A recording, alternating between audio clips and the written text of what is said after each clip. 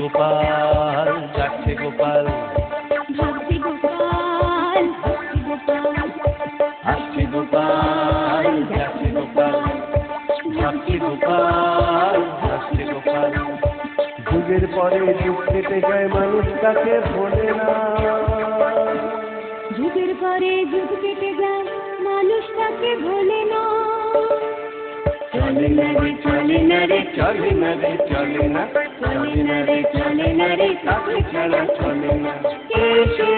জয় কীর্তন হাসির রাজা জ্ঞানের রাজা রসিক রাজা গোপাল ভাঁড়, হাসির রাজা জ্ঞানের রাজা রসিক রাজা গোপাল ভাঁড়, হাসির রাজা জ্ঞানের রাজা।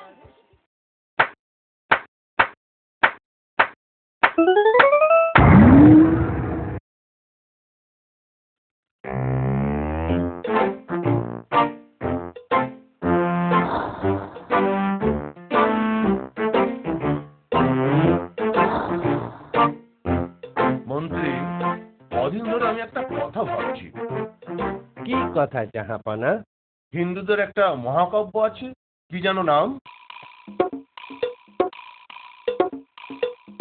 জাহাপানা, আপনি কি মহাভারতের কথা বলতে চাইছেন? হ্যাঁ হ্যাঁ হ্যাঁ, ওই মহাভারত। আমার যে একটা নবাবী মহাভারত চাই। সে কি করে সম্ভব? কিচ্ছু শুনতে চাই না, আমার চাই। দেখি কি করা যায়। মহারাজ কৃষ্ণচন্দ্রের সভায় অনেক পণ্ডিত আছে না, লিখে পাঠান সবচেয়ে দক্ষ কবিকে আমার এখানে পাঠাতে। জো হুকুম জাহাপানা।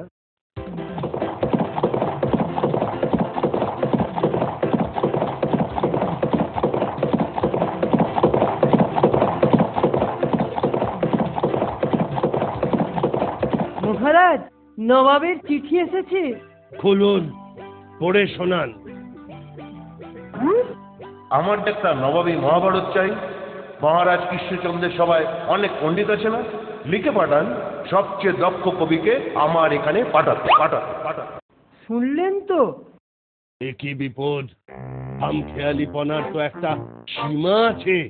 আর এও লিখেছেন, নবাবী মহাভারত লিখতে যা খরচ হবে নবাব তা পুরো বহন করবেন। ভাবুন ভাবুন, আপনারা সবাই ভাবুন, আমিও ভাবছি।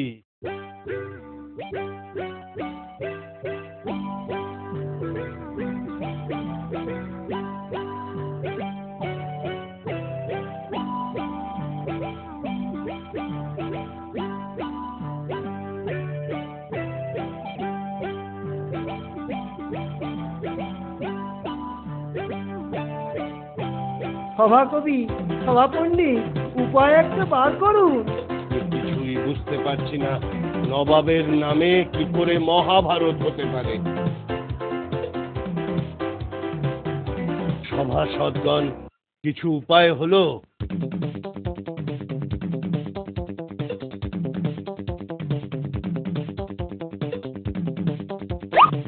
না মহারাজ, আমি পারবো না মহারাজ, আমার মতো কাজ করছে না, আমার মতো কাজ করছে না।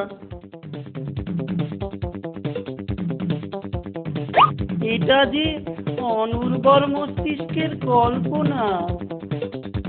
মহারাজ, একটা উপায় আছে, বলবো? বলবো মানে? শিগগিরই বলুন। মহারাজ, আপনি লিখে পাঠান যে কাব্য নবাব নিজে রচনা করবেন, সেই কাব্য একমাত্র নবাবী মহাভারত হতে পারে।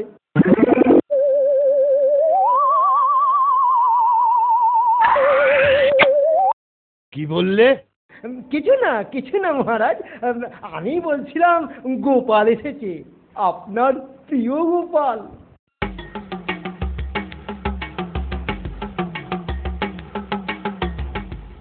তুমি সভায় অনুপস্থিত কেন? মহারাজ গঙ্গা স্নানে গিয়েছিল। কেন? কেন কেন? রাজসভা ছেড়ে গঙ্গা স্নানে কেন? শুনেছি নবাবের আদেশ, নবাবী মহাভারত লিখতে হবে, তাই নিজেকে শুদ্ধ করতে গিয়েছিলুম। গোটা একখানা মহাভারত লিখতে হবে বাপু। তুমি লোক হাসাতে পারো, কিন্তু মহাভারত লিখবে কোন বিদ্যে?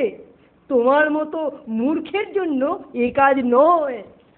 একদম ঠিক, এই কাজ আমার মতো মূর্খের সাধ্যের বাইরে। একমাত্র আপনার মতো পণ্ডিত লোকেরাই এই কাব্য রচনা করতে পারে। মহারাজ, আপনি নিশ্চিন্তে এই নবাবী কাব্যের ভার মহামন্ত্রীকে দিতে পারেন। থামুন থামুন গোপাল, নবাবের খামখেয়ালির উপদ্রব থেকে বারবার তুমি আমায় উদ্ধার করেছো, কিন্তু এবারকার ব্যাপার সাধ্যের অতীত।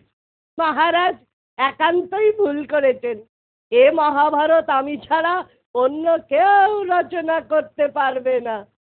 ভেবে দেখো বাবু, শেষকালে ভরাডুবি করবে না তো? তাহলে তোমারও বিপদ, আমারও বিপদ। হ্যাঁ হ্যাঁ মহারাজ, আমি লিখব নবাবী মহাভারত। কি করতে হবে বলো? লেখার সময় নিন 4 মাস, আর আপাতত 5,000 টাকা।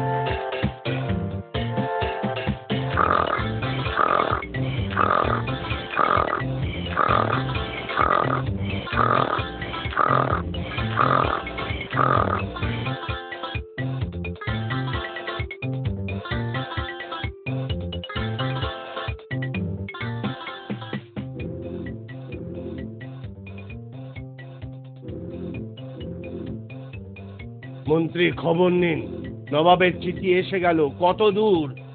আমি হাজির মহারাজ। তোমার চেহারার বেশ বৃদ্ধি হয়েছে তো? আজকে বসে কাজ করি তো, পরিশ্রম নেই, তাই আর কি। আর কতদিন? 4 মাস তো সবে হলো, আরো 2 মাস। দেখো, 2 মাসের মধ্যে শেষ করতে হবে।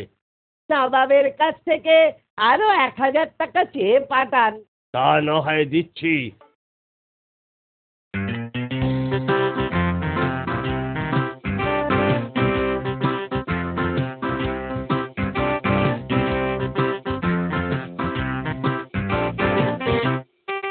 মন্ত্রী, আরো 1.5 মাস তো পার হলো, গোপাল কই? ওই ওই আসছে গোপাল। ওগুলো কি?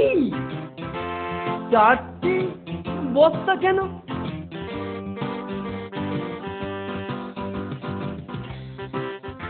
চারটে বস্তার মধ্যে আছে নবাবী মহাভারত। আমাদের মহাভারত তো একটাই খণ্ড।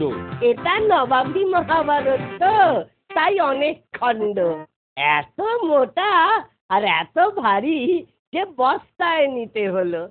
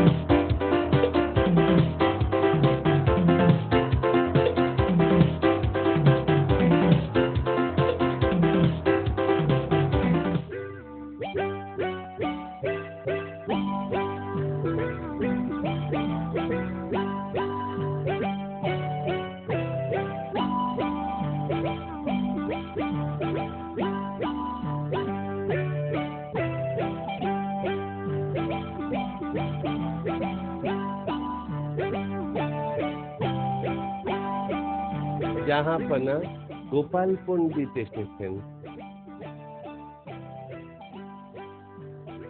আমার মহাভারত শেষ? মাফ করবেন হুজুর, শেষ, তবে একটু বাকি। একটু বাকি কেন? সেটুকু শেষ করতে আপনাকে কিছু জিজ্ঞেস করতে হবে। কি জিজ্ঞেস করবে? কিসের প্রশ্ন? প্রশ্নটা আপনার খুব নিজস্ব, উত্তর পেলেই লিখে দেব। ব্যাস, লেখাও শেষ, নবাবী মহাভারতও শেষ। হ্যাঁ, ঠিক আছে ঠিক আছে, বলো কি তোমার প্রশ্ন? হুজুর, আমাদের মহাভারতে আছে যে দ্রৌপদীর স্বামী ছিল। তাতে কি হলো? বলছি স্বামী অর্থাৎ 5 খতম। আপনার বেগমের কটি খতম সেটাই জিজ্ঞাসা। শুধু কয়টি নয়, নামও চাই, লিখতে হবে তো। তবা তবা, বলুন বলুন, শিগগির বলুন। আহমক, দূর হ। এই নিন নবাবী মহাভারত মহারাজ। নবাব বলেছেন ফেলে দিতে, ছিঁড়ে ফেলতে, কেন বললেন? শুনুন তাহলে, আমি বললুম মহাভারতে তো আছে দ্রৌপদীর 5 স্বামী, তাহলে বলুন আপনার বেগমের কটি স্বামী অর্থাৎ কটি খতম? তুমি এ কথা জিজ্ঞেস করতে পারলে? আমাকে তো লিখতে হবে, ব্যাস। নবাব রেগে আগুন, বললেন চাই না, ফেলে দাও, ছিঁড়ে ফেলো, দূর হও। হা, হা, হা। তারপর তারপর দূর হয়ে এলুম, সঙ্গে নিয়ে এলুম 2000 টাকা পুরস্কার। মহামন্ত্রী, গোপালকে আরো 2000 টাকার পুরস্কারের ব্যবস্থা করুন। বলেছিলুম লিখতে, বুদ্ধি থাকলে বাজে কাগজেই হয়ে যায় নবাবী মহাভারত। যখন শক্ত জলে নরম ছোলা হাজার ফুটেও গলে না, তখন তাকে ছাড়া চলে